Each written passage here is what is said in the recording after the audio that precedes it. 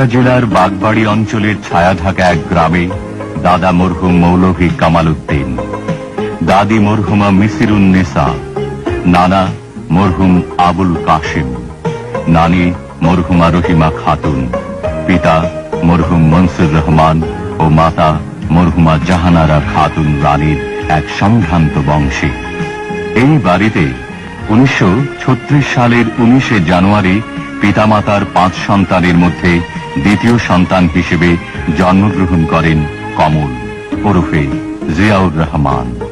বীর মুক্তিযোদ্ধা, মহান দেশপ্রেমিক, বাংলাদেশী জাতীয়তাবাদের উদ্গাতা, স্বাধীনতার ঘোষক, শহীদ রাষ্ট্রপতি জিয়াউর রহমান।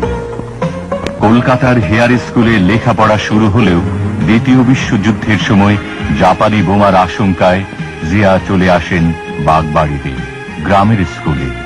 47 সালে ভারত বিভাগের ফলে তার পিতা চাকুরি সূত্রে বদলি হয়ে যান পাকিস্তানের করাচিতে।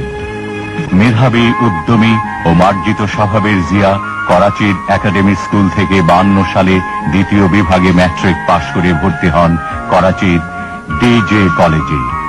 তার স্বপ্ন ছিল ডাক্তার হয়ে দেশবাসীর সেবা করা। কিন্তু মধ্যপ্রাচ্য থেকে যুদ্ধ ফেরত তার চাচা ক্যাপ্টেন ডাক্তার মমতাজুর রহমানকে দেখে সামরিক